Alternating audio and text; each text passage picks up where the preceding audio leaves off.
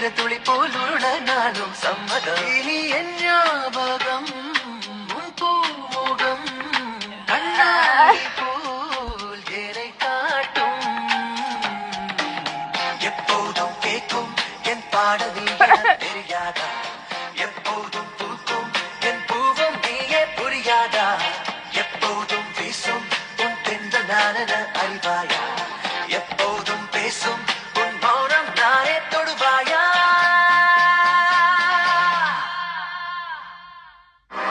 To watch more, log on to www.erosentertainment.com.